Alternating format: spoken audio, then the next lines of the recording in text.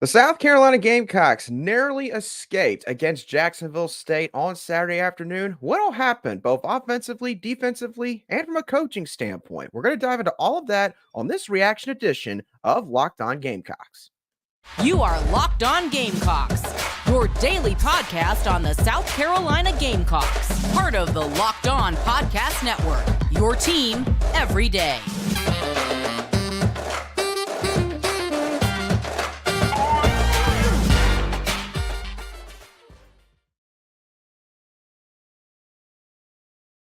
Hello, Gamecock Nation, and welcome back to the Locked On Gamecocks podcast. I'm your host, Andrew Line, and I am also a staff writer for Gamecocks Digest over on SI.com.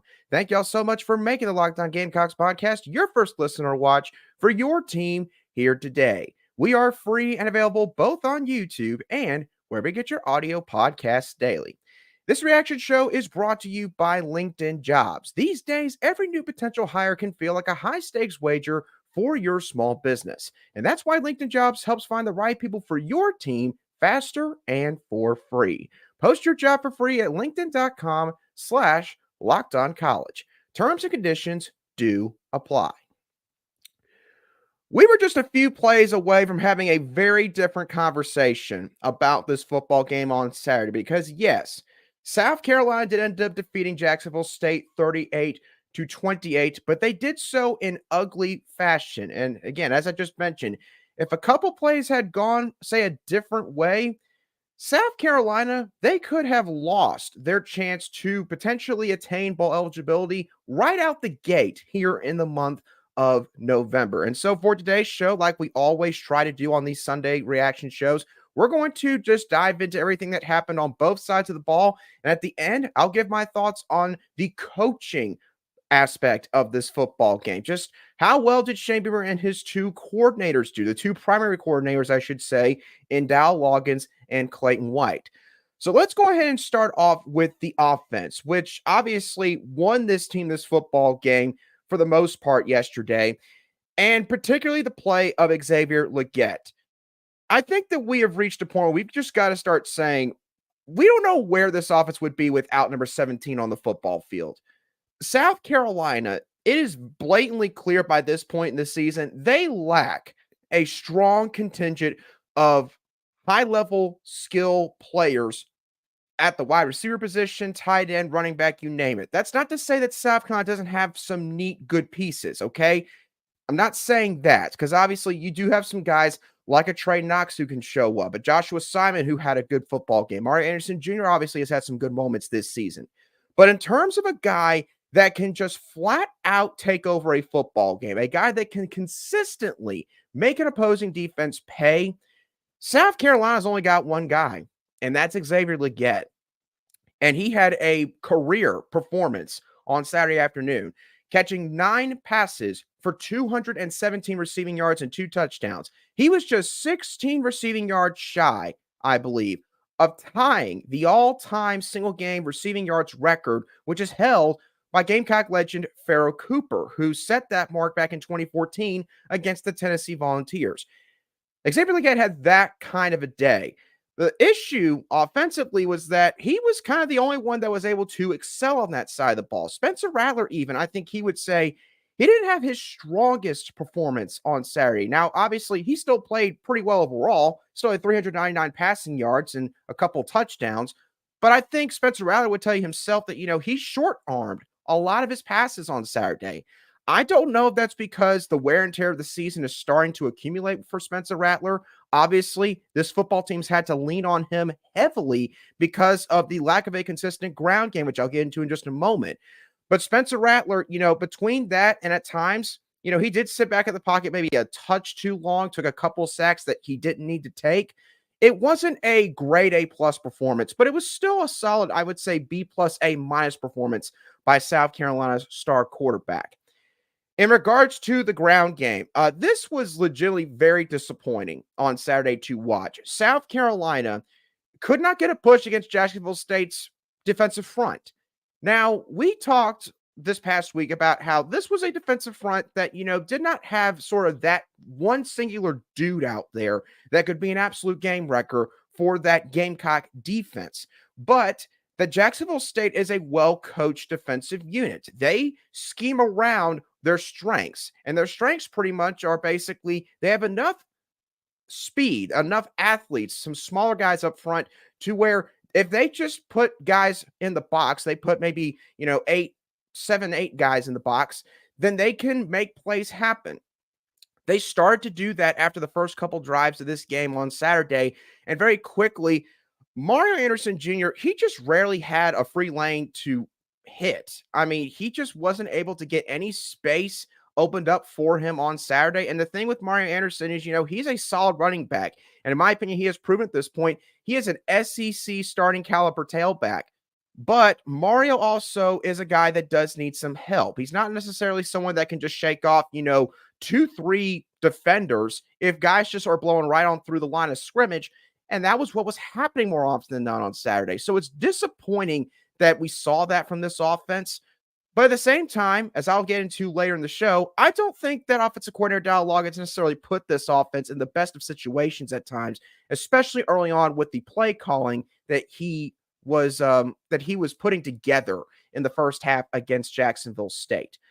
Joshua Simon, I thought that he had a solid football game on Saturday. I believe he had 7 catches for 64 receiving yards. I could be a little bit off on either of those numbers, but in Trey Knox's absence, I think Joshua Simon proved against Jacksonville State on Saturday that, he probably deserves more looks in this offense. I mean, he is a guy that has all year long kind of been having to sit behind Trey Knox. He's gotten an increase, a slight bump in the snaps that he's been getting, every other week or so.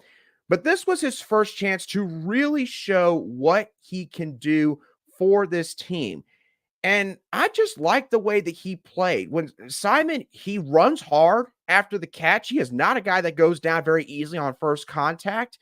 He is a guy that obviously really tries to help out in terms of the blocking aspect of this offense. You don't see every tight end, really excel in that area of the game, but Joshua Simon does. And I think that we got a glimpse of what Joshua Simon could bring to this offense should he elect to come back this next season with Trey Knox exhausting off his eligibility and moving on, hopefully to a long career in the NFL. So that was something that stood out to me. Going back to wide receiver real quick before we move on to the defense in a couple of moments, I was very disappointed with how this group performed as a whole. Xavier Legette had over 200 receiving yards. Talked about that earlier. But after Xavier Legette, if you look at the stat sheet for yesterday's game, the next highest receiving total out of all these wideouts behind Xavier Legette, I want to say was Amari Brown, and I think he had like 23 or 27 receiving yards. That's not good enough. That is just not good enough. Now, I'm not going to put it all on the receivers. I don't know if, say, Spencer Rattler just was not seeing things properly down the field yesterday. It's hard to try and digest everything that's going on in one particular play when the game is just going like that sometimes. But again, it goes back to a point that we've sort of hammered home now multiple times at this point in the 2023 season for South Carolina. Shane Beamer and this coaching staff, they've got to get some help at wide receiver. They've just got to. Nicholas Harper, obviously, he had a couple times where I think he got open, but unfortunately the pass just was not on target for him. I think it's pretty clear by this point that Spencer Rattler is still trying to get his timing down with Nicholas Harper. That's what happens when a guy gets inserted into the starting lineup randomly halfway through the season, and you haven't been throwing the ball to him all the time in practice. Okay, that stuff does matter when it comes to the timing aspect of a quarterback knowing when and where to throw the football for a particular receiver on a particular route. Spencer Rattler has not been able to build up that rapport with Nicholas Harper, and so that's why I think in large part we did not see Nicholas Harper make that much of an impact, at least on the stat sheet on Saturday afternoon. So overall for this offense, I would say that this was about a C-plus football game for them.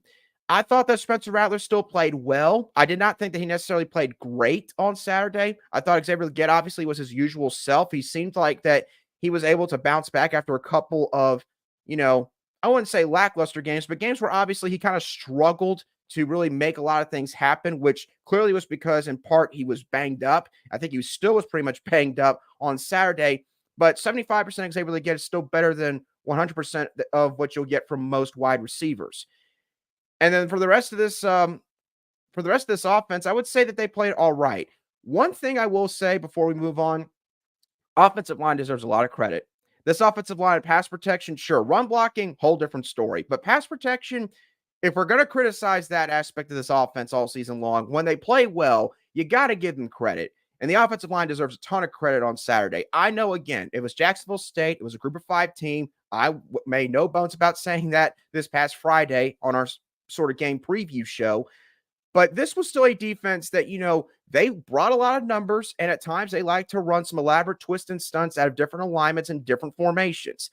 And this offensive line has struggled defending that at times this season. On Saturday, there was little to no issue that they had with that. They had 1 or 2 breakdowns possibly, and I'm sure I'll see that when I go back and watch this game later today. But this offensive line, I thought overall did really well in pass protection. They gave Spencer Rattler and this receiving corner, everybody else, a fighting chance to make plays happen consistently on that side of the ball. But of course, even though South Carolina did wind up scoring some points offensively, the defense, once again, it sounds like a broken record at this point. It's the same issues that have popped up time and time again this year, and they reared their ugly heads once again on Saturday. But there was one aspect of the game that they did excel in, and that is what helped bail out South Carolina from potentially losing this football game. We'll touch on all of that in just a couple moments right here on Locked On Gamecocks.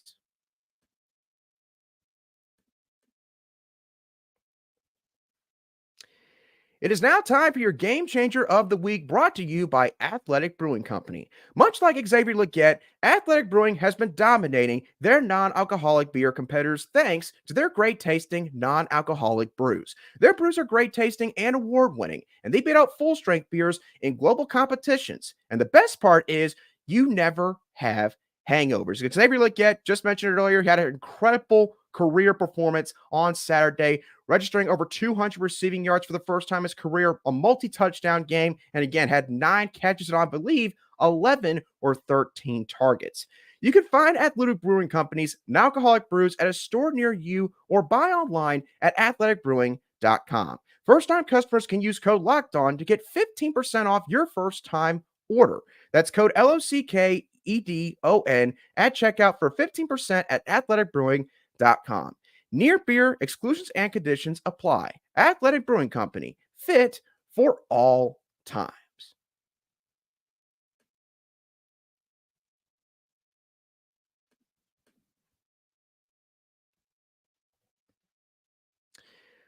Welcome back to this Sunday reaction edition of the Locked On Gamecocks podcast, where we cover your team every single day. And as always, a big thank you to each and every one of you everydayers who make us your first watch on YouTube or your daily listen wherever you get your audio podcast daily.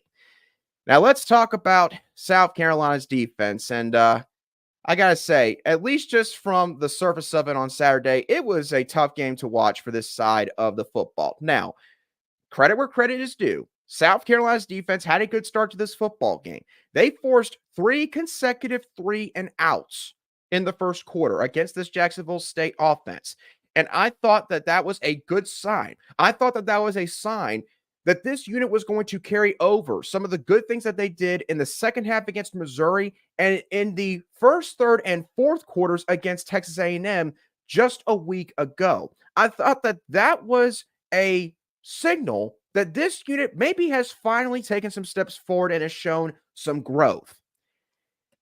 And then from about the 4th drive onward in this football game, all the issues that we have seen from this side of the ball all season long showed up once again.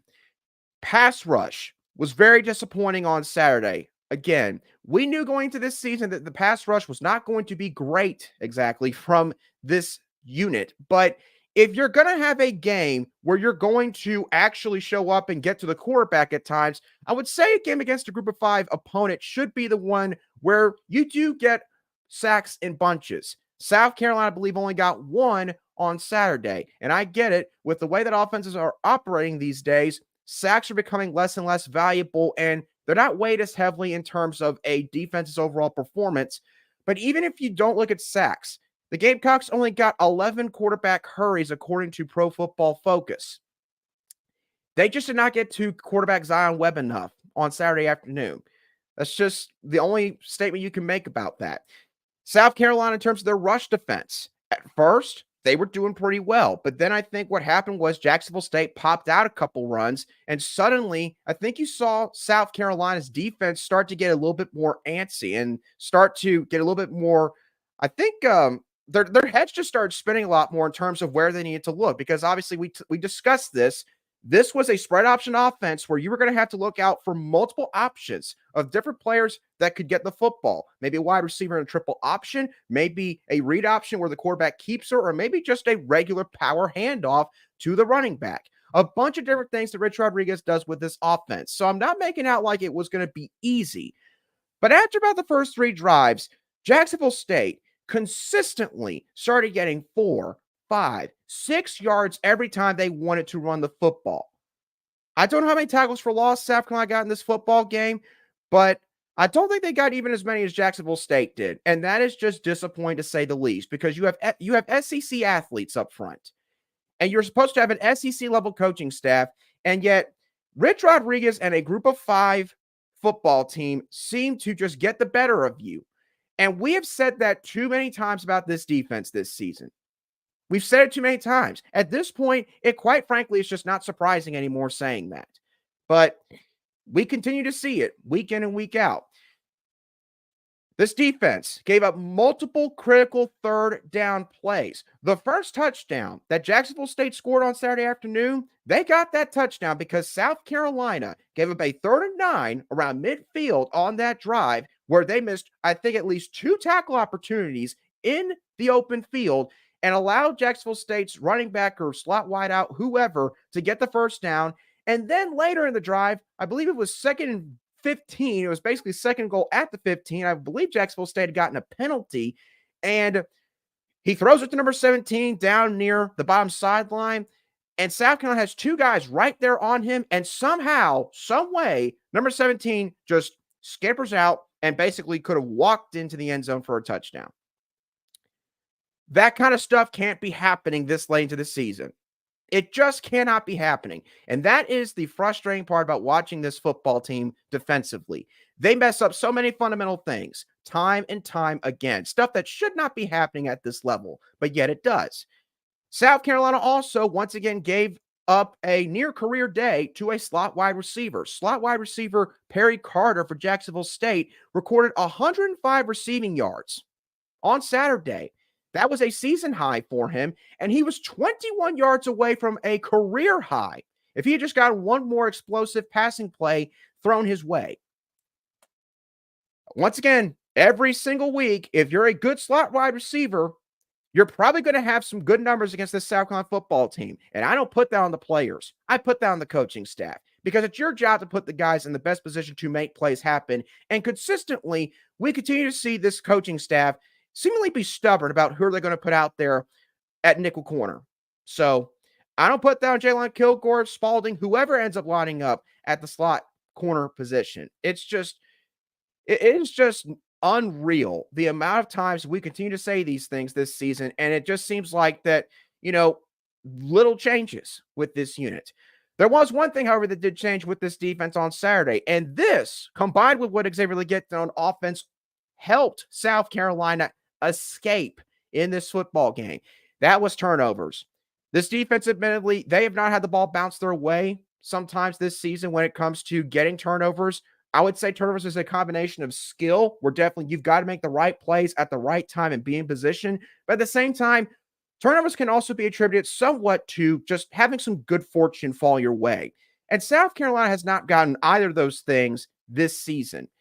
On Saturday, they finally did make some plays happen that caused turnovers. First turnover they got was a fumble. That was admittedly just because the quarterback just flat out dropped it for Jacksonville State. Don't know what happened to him on that play. But hey, you'll take what you can get. And then South Carolina, late in the game, forces 3 turnovers. Fumble leads to a field goal. Then Stone Blanton, play of the year probably for this defense, getting a pick 6 on a wheel route against Jacksonville State's running back, runs it all the way back for a touchdown, basically near ices the game because it gives South Carolina a 10-point lead. And then Donald Fortune, he effectively ices the game with an interception on the following defensive drive. So the Gamecocks, if you weren't able to keep up with all the stuff I just threw out there, they scored 17 points off turnovers. Obviously, if you have that kind of a day in that department, you should win a football game. The problem that I do have is the fact that you have to get turnovers. You had to score off of turnovers in this game just to beat Jacksonville State. And I get it. They're 7-2. They've had a good season. Rich Rod, obviously, probably going to go in the College Football Hall of Fame one day just because of his impact on the game of football. He has had a really good, long, illustrious career at certain stops. But we shouldn't be having to say that about this football team. We shouldn't be having to say that, but yet here we are. And that leads me into coaching, because a couple weeks ago against Missouri, I thought the coaching staff did not have their best game against the Tigers. I thought that they were okay last week against the Aggies. This week, once again, I had some real questions about some of the play of their units, but also some of the decisions that were made. And I'm going to touch into all of that, or I'm going to dive into all of that, I should say, in just a couple moments right here on Locked On Gamecocks.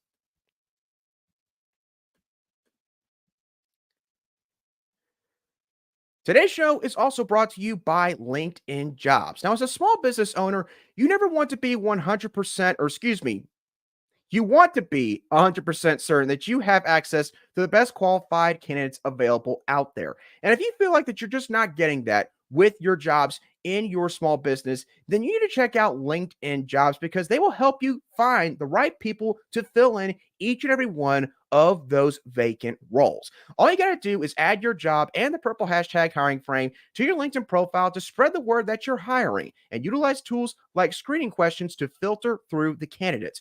It is why small businesses rate LinkedIn Jobs #1 in delivering quality hires versus leading competitors in the industry, because LinkedIn Jobs helps you find the qualified candidates that you want to talk to faster. Post your job for free at linkedin.com/lockedoncollege. That's linkedin.com/lockedoncollege to post your job for free today. Terms and conditions do apply.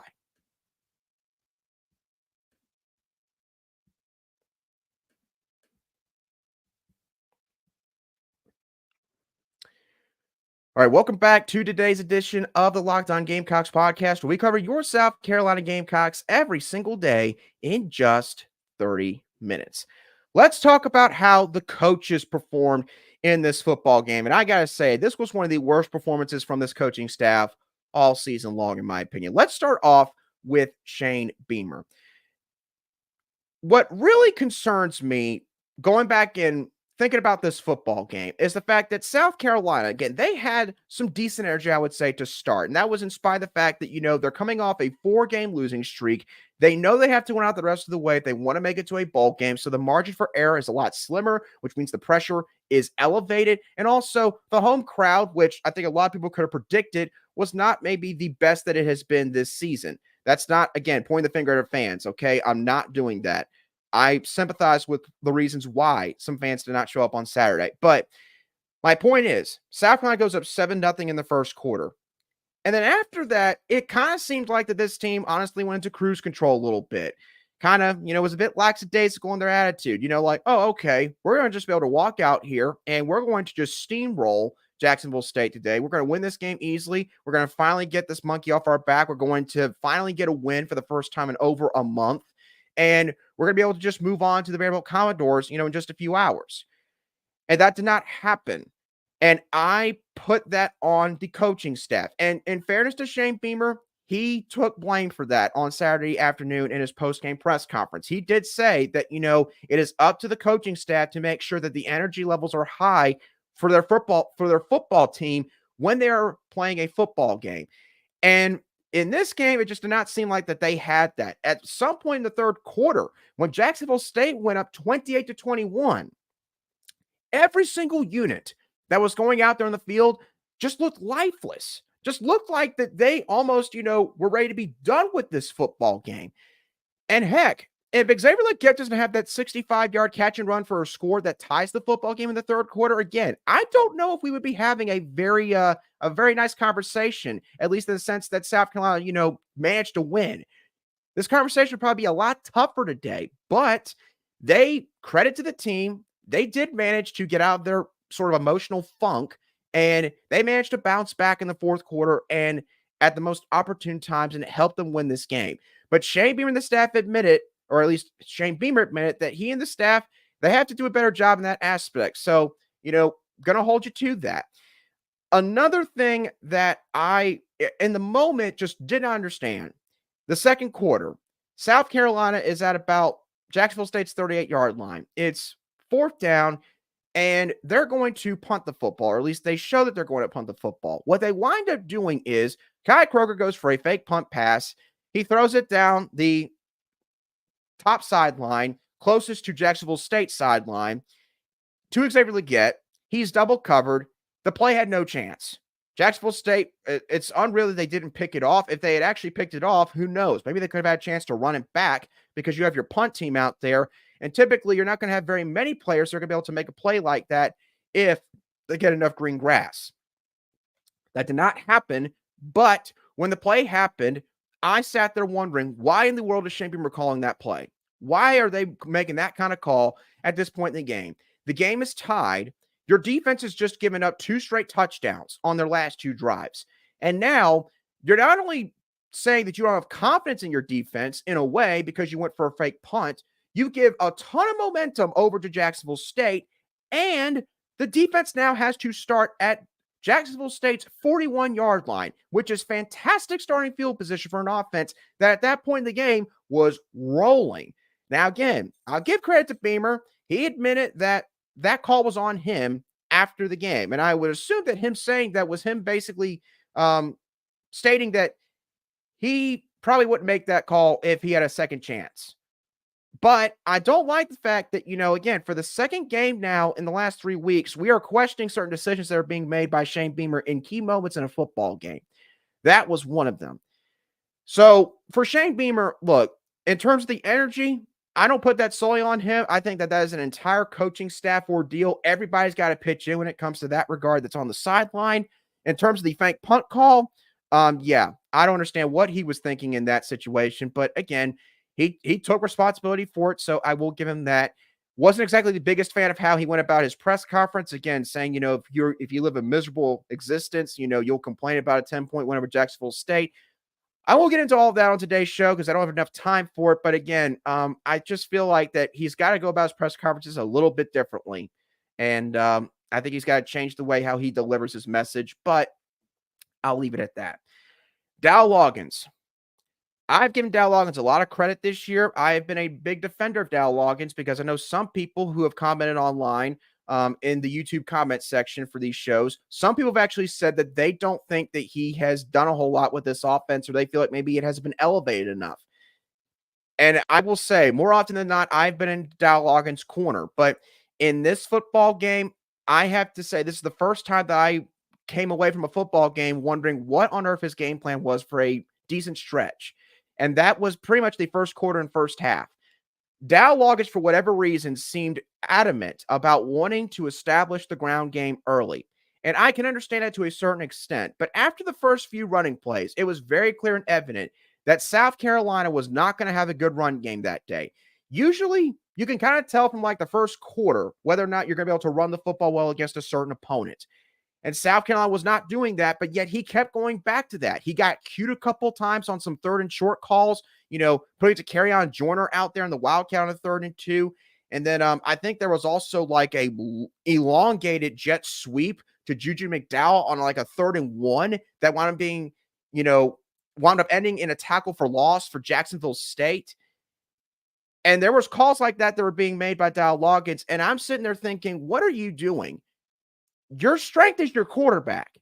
Your best players are number 7, number 17 on your offense, and yet you're not letting them go out there and make plays for you. Now, he got better with that as the game went along, but it felt like he called the opening part of the game like he was an NFL offensive coordinator, where even if the run game was not working, he wanted to show it just so, Jacksonville State had to respect it. And the thing was, they were respecting it. The other thing was they were also making adjustments, and it seemed like at times early on that South Carolina's offense was not.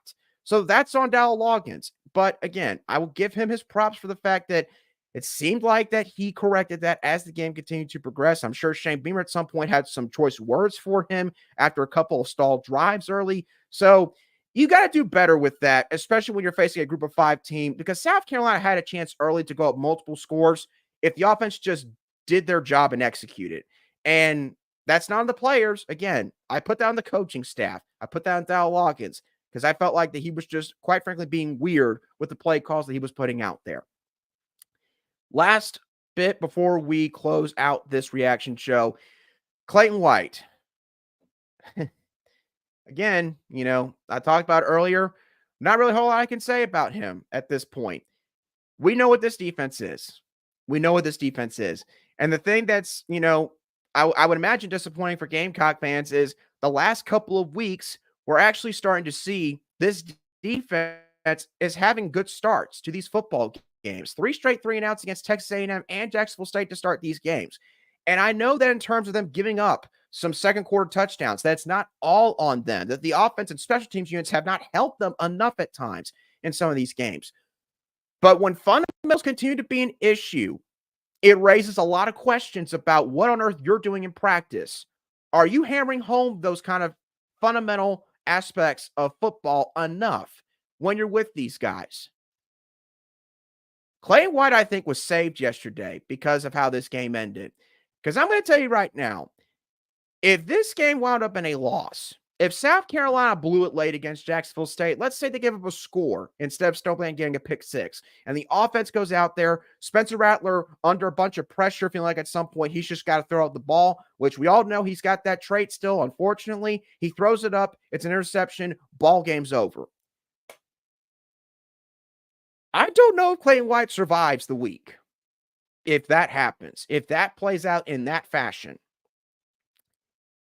And I know that Shane Beamer, look, he's proven at this point he will go to bat for his coaches all the way throughout the regular season, at least publicly. That doesn't mean that he's, sitting there and patting them on the back saying you're doing a great job behind closed doors. It doesn't mean that. I understand that. But I don't know if Shane Beamer could have gone through this next week without making some sort of coaching change publicly if this game had ended in a loss. And I think that it would have been Clayton White, whether it be, him being demoted and him no longer calling plays, or Shane Beamer just flat out saying, okay, that's it. We're done. He's gone. We're going to have an interim defensive coordinator the rest of the season, and we're going to start our new search for a defensive coordinator right this very moment. I think that would have happened. I feel like that would have happened if South Carolina drops this game, because even for Shane Beamer, you can't sit there and deal with all that noise for a whole entire week and not make some kind of public change. You just could not have done that, in my opinion. So Clayton White, again, got to be more consistent. You can't have a great first quarter, then turn around the second quarter stinks, and then the rest of the game, your defense just can't make any adjustments at all, which, again, that's on you. You're the play caller. You and your staff are supposed to develop these game plans. But yeah, every week it seems like that these offenses, they just get the better of you throughout the majority of the 60 minutes that you play. So you won. That's a great thing, obviously. But I also would say you probably got a little bit lucky. I'll be honest about that. So South Carolina moves on to 3-6, and they will now be taking on the Vanderbilt Commodores this upcoming weekend. And I will say, I know on Friday this past week, I said that I thought this football team, they were going to go on a run and they were going to go 4-0. With the way that South Carolina did play against Jacksonville State, I'm still going to stick by that because I'm not going to back off my bold prediction at this point. But I will admit to those that don't think that they're going to go undefeated in November that, hey, if they play like that again, even against Vanderbilt, South Carolina, they will be lucky if they go 4-0 in November.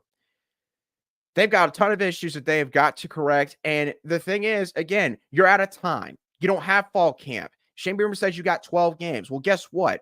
You've played 9 of them, yet the same issues keep popping up. So at some point, some of y'all have got to make some changes, or else you will eventually find yourself sitting at home in November and December, I should say just the entire month of December, and it'll be a what-if kind of season in terms of some of the decisions or lack thereof that were made at certain points. So With all that being said, that does it for today's reaction edition of the Locked On Gamecocks podcast. Thank y'all so much for tuning in.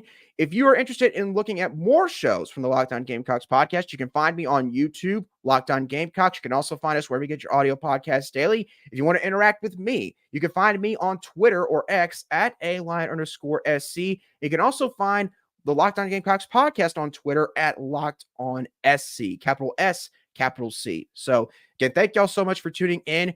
And we will be back with you early on Monday morning with our usual weekly shows. I'll be sure to catch y'all on the next edition of the Locked On Gamecocks podcast.